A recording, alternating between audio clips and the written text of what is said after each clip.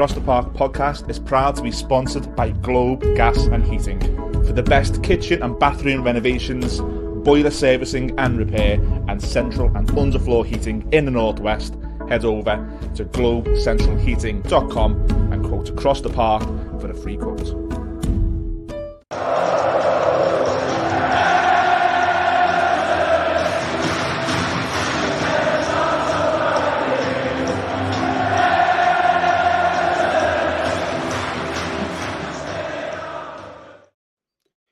Hello everyone, welcome back to the Across the Park podcast. It's another episode of our preview, our opposition preview. We've got Wolfie from Forest Fan TV. Wolfie, thanks for joining us, mate. Thanks for having me, mate. Good to be on. Hope you're well and dealing with this cold, mate. But it's freezing.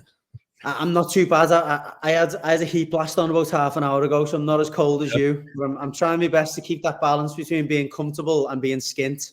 It's a tough balance, isn't it? Yeah.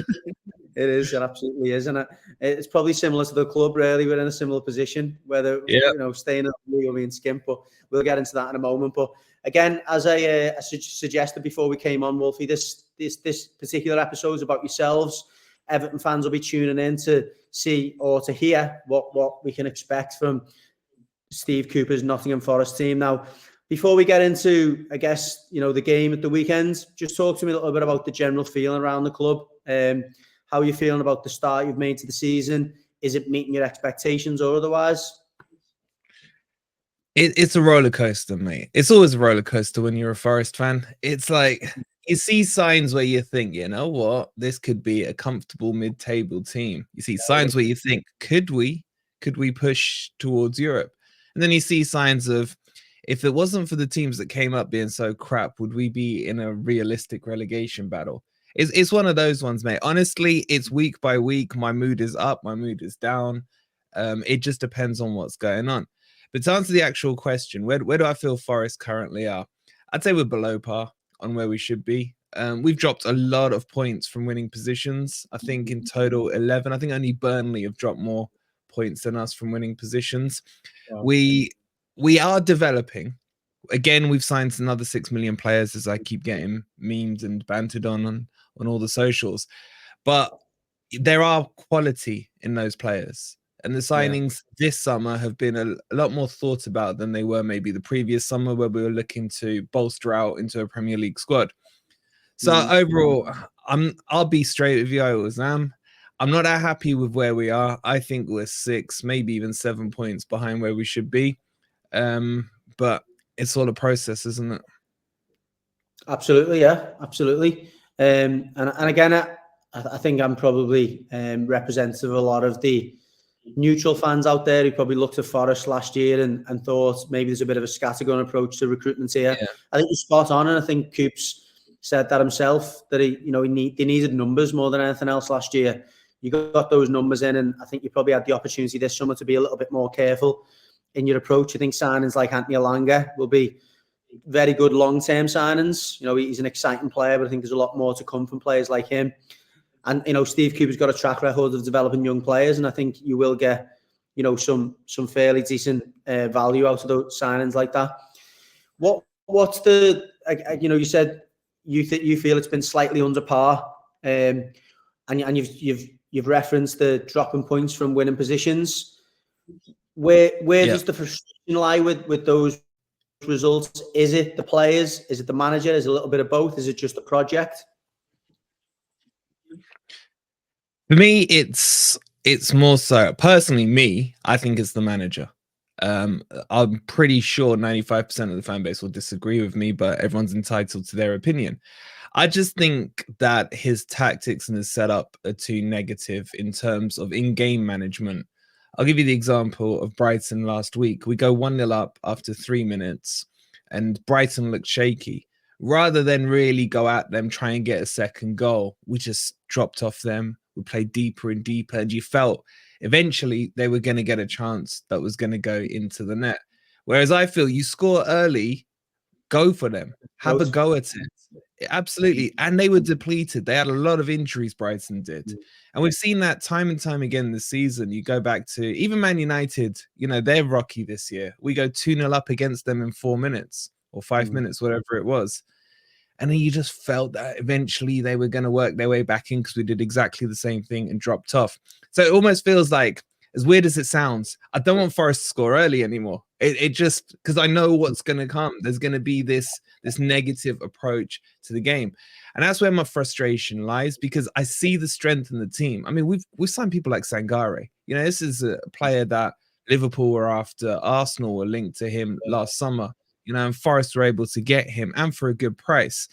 And I just feel that the style needs to develop more, rather than just being this low block counter-attacking team. I want to see more than 30% possession, you know, home and away. Well, not necessarily away, but more so at home. And I just feel like at the moment with Cooper's setup, excuse me, he likes to play against, quote unquote, a bigger team, because as an underdog, you are expected to set up in this counter-attacking approach, hit them on a quick break with some pacey wingers, etc. For me, my big frustration is when we're playing the lower level teams, your Lutons, your Burnleys, etc., where you're expected to win or expected to be on the front foot. He struggles to break those kind of teams down. And these are the teams that you need to be picking up 3 points against, especially at home. We blew a 2-goal lead against Luton due to some really poor substitutions. Burnley 1-1. We just about beat Sheffield United in the last minute.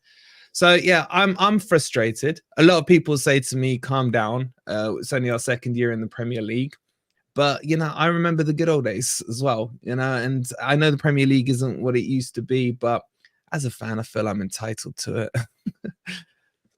No, absolutely, and I've got a lot of sympathy, I think, for the way you feel. We had a similar period under David Moyes, where we felt at times we were under, you know, David Moyes seemed to relish that underdog tag and seemed to enjoy sitting back and soaking it up and having very little possession and, you know, getting a last minute winner or getting a winner with 5 minutes to go. What I would say about that is, as time went on, I think once we got 3-4 seasons in, we did start to pick up more results once we'd had a consistent group of players that had got used to that system. I think when you're turning over players, you've got players who are kind of like Sangare, for example. I'm sure he's an ambitious forward-thinking player who wants to play on the front foot. But then he's probably got 6 or 7 players around who are going, whoa, steady on, just drop in here. So I think it takes time to develop that consistency that I guess you're probably striving for or hoping for. But nevertheless, it doesn't make it any less frustrating in the short term when you feel you've got players that are capable of playing on the front foot, beating a team 2-3, 4-0, you know, or beating weaker teams 2-3, 4-0. But when the style of football doesn't really allow for that, it can be tearing your hair out. You're spot on, mate. And I know I'm impatient, and I know I need to have more patience as well. But I think patience comes with what you see on the pitch. If I can see the identity developing, and I'll grant it is better than the style of football we were playing last year. But I still expect a couple more paces forward in terms of where I think we should be. And it's all subjective at the end of the day. There's fans who will be happy with finishing 17th this year. I wouldn't be. I would see that as regression. But there's also the expectations of the owner. The owner has come out a couple of times now, and he says he wants to be pushing for top 10. Now, is he as deluded as me? Maybe. But at the end of the day, it's his wallet and it's his money that's gone into the club. And who's to tell him that he can't have what he expects, you know? So it's an interesting time at Forest. There is a lot of, doubt in the air currently about what's happening with Cooper after the Brighton game.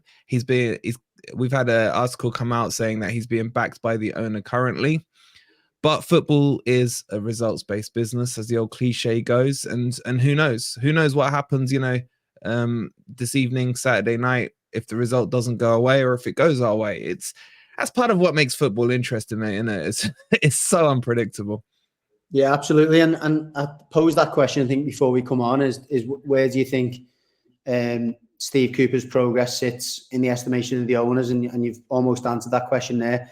I think Steve Cooper saying his job's safe for now, you know, probably tells you all you need to know. I think, I believe, and I think you have to look at some of the sound bites from the owners. They believe that they should be pushing on. They probably believe they should be at the, starting to have extended runs in the cup competitions, and they're probably starting to crave that success and almost the return on their investments in the short term. Staying in the Premier League, I think I believe the objective last season was just let's stay in the league. But I think you're right. I think if Forest was to start to flirt with relegation more actively, obviously our points deduction has helped everyone in that respect. But I think if you were to start to drop closer to that relegation zone, I would suggest that the owners would probably be putting that finger over the trigger. Yeah, I do agree with most of what you're saying, but I do think it's an unusual season with 3 really weak teams coming up. I almost feel like you judge yourself on the other 17 teams. So if you are somewhere in between that 17th to 15th position, then you are at the lower end of the scale in terms of the Premier League. Yeah, no disrespect to any of those 3 teams. I mean, Luton, to me, they remind me of a lot of us from last season, the way they're kind of fighting and scrapping some results out. Lucky, aren't they? Yeah, you would know about that. Well, so would we. I mean, we dropped 2. Let's not talk about Luton. But so I think that being in a relegation fight, avoiding a relegation fight may not be enough for Cooper, because in those positions, I think it's too low. I think it's too low, definitely, for what Marinakis expects. If Forest were to be like a Crystal Palace this year, traditionally a 12th team, don't they, on average finish, and just have a stress-free season as I take it, I think that would be fine for the owner, and then push on from that next year. But I think this next week is huge for both Cooper and Forest, because we've got yourselves and we've got Fulham midweek and then Wolves the weekend after that. I don't see any changes happening after the game on Saturday, unless something silly happens, like you tonk us 4 or 5-0, because there's too many games, and I think it would disrupt the planning for those next 2 games coming up. You can't get a manager in the next day on Sunday or Monday and then expect everyone to be ready and bought into his philosophy come Wednesday. So I think Cooper's got these next 3 games, and hopefully we just go WWW and everything's hunky-dory and back to normal. But it's starting to feel like a huge week for Nottingham Forest this week. Yeah, I agree. I mean, I didn't realise those were the 3 fixtures, and I talk a lot when we're previewing games and on our podcast about certain fixtures being like yardsticks for your team in terms of if you beat or get beat by these teams, or the manner of the defeats or victories, where you actually sit in that. I mean, the league table generally doesn't lie.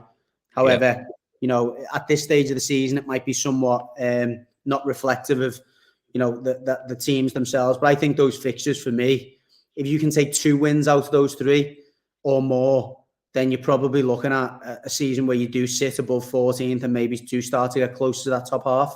But conversely, I think if you only own 1 of the 3, then it could be the other way around. And I guess I guess if you only own 1 of those 3, the owners will probably be more leaning towards, well, we need to make a change here. Yeah, thanks for making me more nervous than I already am, bro. That's what we're here for. Anyway, go on. Just one point. Joking aside, I feel it's the first time this season where we've got a run of fixtures where you wouldn't say Forest are favourites in all of them, but you would say they were winnable games.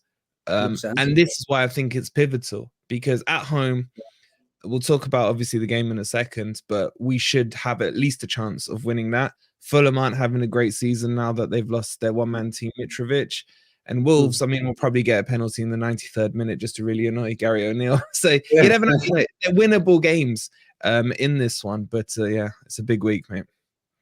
Completely agree. So moving on to Saturday night then. Any changes? Talk to us a little bit about the way that Steve Cooper generally sets up his teams and who the key men in. You've mentioned Sangari, obviously, but who the key men are that make that team tick. And I guess the last question, which you've almost answered already, is how you expect you guys to approach it in terms of, you're going to come out and play, or is it going to be a bit more cagey? So normally this season, I mean, traditionally Steve Cooper likes a 5-2-1-2 formation. That tends to be his favorite. I hate a 3 at the back formation, but he has switched, and that I am, pleased with him about, into a 4-back. So now he sets up in more of a 4-3-3 formation. The one thing that we know for sure is the strongest midfield that he likes is Sangare, Mangala, and Dominguez. That seems to be his preferred midfield three. Now, Sangare on the international break came back with a virus. He wasn't able to play against Brighton. He hasn't like hit the ground running in terms of, blowing the fans away, but we noticed him missing at the weekend. We didn't have any control whatsoever in that midfield. So I'm not sure if he's fit. He's going to be quite pivotal to that midfield. But then at the back, we're getting a bit consistent in the selection. We recruited a lot of defenders, and Cooper's been chopping and changing between them to find the best combination. At the moment, he's kind of set on Niakate and Murillo. And Murillo, for me, is one of the signings of the transfer window. This youngster Brazilian, he's an absolute baller on the ball. He can progress the ball out the back. His shoulders are as wide as a motorway. He's huge. And I'll be surprised if he's at Forest for too long. I really will. He's that good. There's already talks that people are looking at him and everything. So he's been brilliant. And then we've got Einar, a guy we picked up for free, who plays both right and left back. And no one had heard of him. He'd come in. He'd been at, I think, Fulham before. And I think it was West Ham or Chelsea. I've gone blank off the top of my head. But we picked him up. As well, wasn't he? Einar? Sorry? He was in Italy as well, wasn't he? Is that the same one? I think he floated around a bit. Yeah, he floated around a bit. We picked him up from France on a free, but he's pacey, he's quick, he's good going forward, good defending. So he's one that I've been really impressed with. And our big problem at the moment, mate, though, is up front because Taiwo's injured, Taiwo Awoniyi. And we have Chris Wood as backup. And, your mates from across the road, Origi, as well. So, and he's been terrible. Yeah, he's been terrible. But you must be aware of Origi's record against Everton because it's exceptional. Yeah. Yeah, I would actually start him this weekend. He's not been given a run. I'm certain he will start this weekend. I've got no doubt about it. Steve Cooper, as well as anyone, will know how much Evertonians hate him, and it will put the fear of God into our fans if we see his name on the team sheet. Believe me. I hope you're right, but Cooper, the hierarchy goes with us: Taiwo, Wood, and then Divock. So I think Chris Wood will still start, but Chris Wood's lack of pace screws up our counter-attacking style because with Taiwo, he's quick as well as built like a unit. But Chris Wood, man, I've seen locomotives fire up quicker than he. Honestly. So, yeah, and then you'll probably have Morgan Gibbs-White playing on the right and then Elanga on the left. However, Morgan Gibbs-White is being played out of position. I want him more in the 10. Yeah, I feel he's not as effective. Been playing as the 10. Sorry? Dominguez been playing as the 10. Yeah, he's kind of been playing that advanced 8, that box-to-box 8, being pushed up into there. He's got a great pass on him. He's had a bit of... Yeah, he started off really hot, and then he made a mistake against West Ham that gifted Paqueta that first goal. I feel it's knocked him back a little bit because he wasn't that effective against Brighton.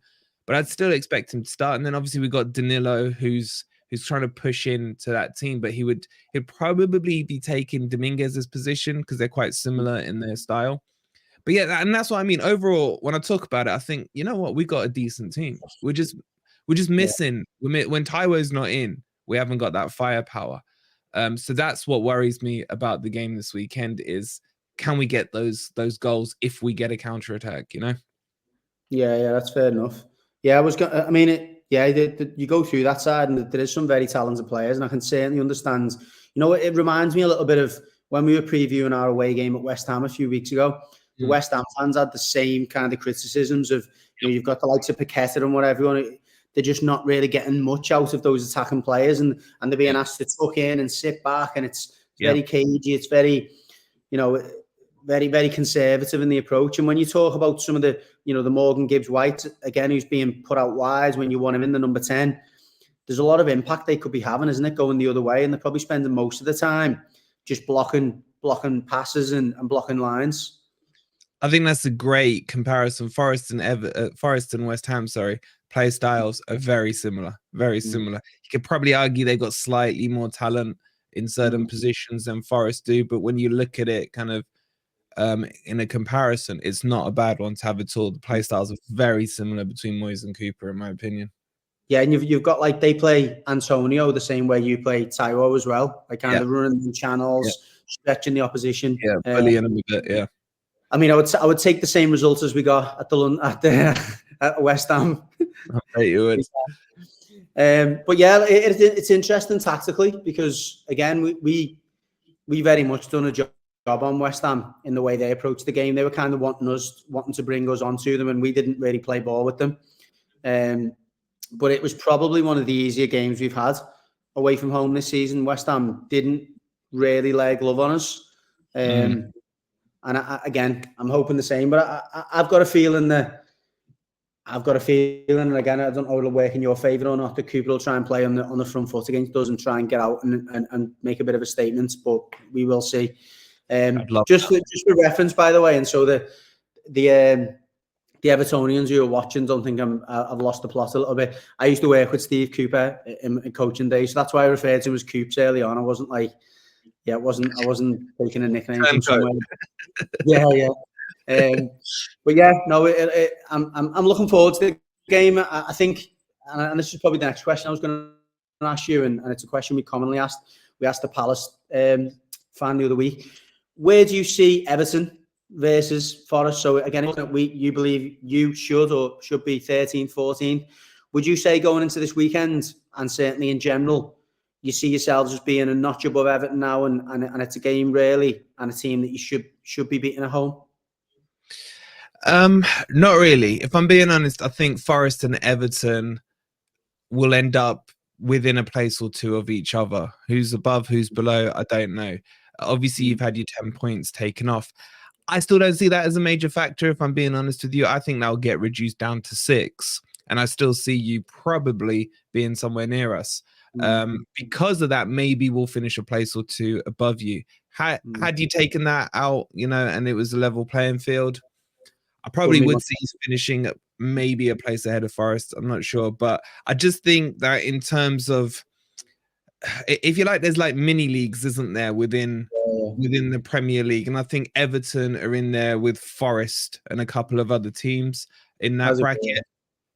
You could kick on. I've got to say, I've been impressed with you guys, even when you were losing early on. I was watching the matches thinking, have you not scored? Some of the chances is just unbelievable. And I think, having Calvert-Lewin back is good, but I think Doucouré, man. Doucouré, who is playing in that more advanced role, isn't he? In almost the 10 position. I think I've written him off a while back. And obviously you got Jimmy Garner, who we all love at Forest. He's starting to develop into a player. What a player. He's a great player. Great passer of the ball. Good eye. Can take a dead ball as well. I'll tell you what, I was questioning a lot when Sean Dyche was playing him out on the right and sometimes at right back, right wing back. Just square pegs round hole scenario again. 100%. And I think Onana kicked on so far this season. He's been out though, isn't he? I don't know if he's back for this one. Yeah, the way you were describing Sangare was a little bit like Onana. You miss him a lot when he's not there. And at times you're a little bit underwhelmed by maybe his contribution, but then his legs, his energy, his athleticism, when he's not in that midfield, it makes such a huge difference. Yeah. Is he out still for this week? He should be back. He was a doubt. We thought he might be in the squad last week for Man United, and I believe Dyche has probably made a call to say, let's just give him one more week. The word is that he'll be back for the weekend, so that'll be an interesting battle in there. I think the two midfields, I believe that's where the game will be lost and won. The turnovers in play, in terms of both of us will be looking to counter-attack. I think whoever can turn over the most in midfield in their favour, I think will probably get the upper hand. Our kind of forward players, if you had Taiwo in there, it would be a very similar kind of dynamic of the front three. We've got McNeil's not the quickest. Harrison's a lot quicker. Calvert-Lewin's obviously got a lot of pace as well.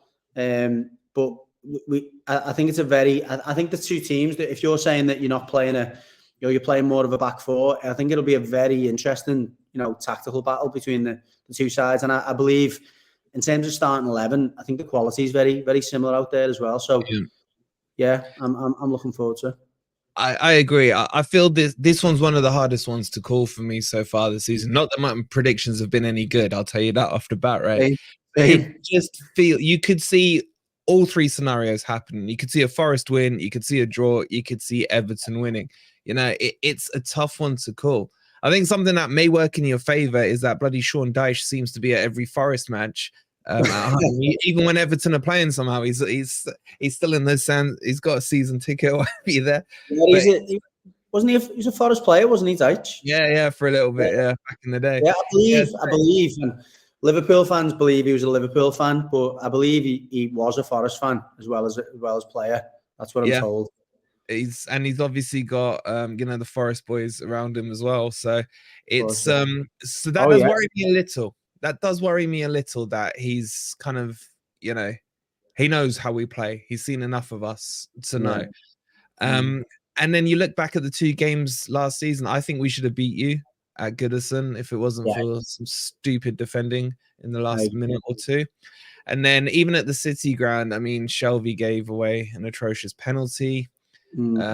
They've been tough games, and I don't expect it to be any different on Saturday, mate. And I'm crapping myself. I really am. I mean, it's one of them for us at the moment with the whole points deduction looming over us. The dynamic of all these games has changed so much. I think had that deduction not been made, and I agree with you, by the way, I do think that they'll probably knock a few points off that. But that said, as we stand at the moment, we're going into this game now thinking we can't afford to lose. Whereas it would have been a bit more, I wouldn't call it a free hit, but I think the players would have been coming into this game thinking, well, you know what, we can probably go there and win. But now I think there's probably a little bit of a lingering fear that we probably can't afford to let the likes of yourselves pull too far away. So I think there may be a bit more of a cagey approach to it than there would have been. Yeah, I get that. And I think there's a lot riding on both sides, because as bad as those three teams that have come up are, it's all well and good everyone thinking Everton is going to get out of trouble with the deductions. You have to go and do that. And the longer you leave it, the more pressure will build up. So for me, if you were an Evertonian, you'd be looking at this thinking, because you got a few hard matches coming up after this one, haven't you? I think got a tough Christmas period as well, or leading up to Christmas, definitely. I think your quote unquote easier games or your more winnable games are your away games. Yeah. And I would say, funnily enough, I think you've played better away from home than you have at home this season. Yeah, absolutely. Yeah, I mean, which is weird because Goodison is usually a tough ground to go to. Yeah. Yeah, it is. And I think that might turn slightly in the future in the sense that the whole points deduction has galvanised the club as a whole. And it's the first time in a while where almost the fans have got a bit of sympathy for the players. That the players have been, under intense scrutiny from the fans because a lot of them have outstayed their welcome. A lot of them, in that squad, and some of them are starting to leave the club now. A lot of them have not only outstayed the welcome, but they've been overpaid, etc. And there's been a bit of animosity towards some of those. But I think the deduction probably has worked in the favour of the atmosphere. I mean, looking at the fixtures and you've got Newcastle at home, not easy at all. Chelsea at home. And then we've got Burnley away, which, that could be a huge game in every sense. And then we've got a cup game before we play Tottenham away just before Christmas. So there's a couple of winnable ones in there, but, Newcastle and Chelsea at home, depends on what sides we see there of both of those clubs. They're tough fixtures. But anyway, you touched on it then. Give us a prediction. I'm going to put my backside firmly on that fence, mate. I can't see past a draw. It feels like it's a draw to me. I think I say it depends on how we start, but if we score early, you'll probably win, mate. Let's not worry about it with our recent form. So, I think this could be a 1-1, 0-0 kind of thing. I think it's going to be about who wants it more. Who wants it more? With the pressure Cooper's under, are the players going to come out and back their gaffer and play for the shirt and really show some energy. And with you guys, are you targeting this game, looking at it, thinking, like you said, you got Newcastle coming up, Chelsea coming up. You're going to need some points now before the pressure really starts to mount back on you guys. And that's why I think a draw. That's why I think a draw. I'd like to disagree with you, but I really can't. I'll I'd go like to even disagree myself, mate.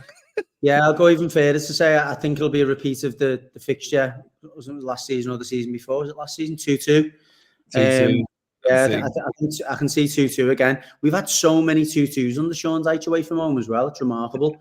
But I can see another one. I really can. I can't see us keeping a clean sheet. But equally, I can see where we can get goals this weekend as well. So, I mean, look, 2-2 for us wouldn't be the worst result in the world. I think at this moment in time, we need to just start getting points back on the board again, and we're not going to be moving up the league per se, but it'll definitely get us moving in the right direction again. And I don't think, from your perspective, out of the 3 games, I think I can see you winning the other 2, at least winning 1 and drawing 1. I mean, 5-6 points out of those 3 fixtures wouldn't be a disaster, but I can certainly see you winning at least 1, if not 2, of the other fixtures. Yeah, the only thing I'd add to that is they're both away, and we've won 2 games in 26 away from home. So I don't know, man. I don't know.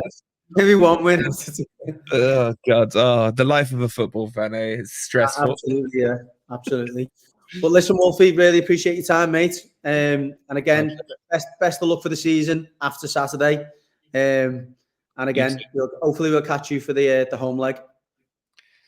Yeah, looking forward to doing it, mate. And yeah, hopefully I'm wrong and Forest win, but we'll see.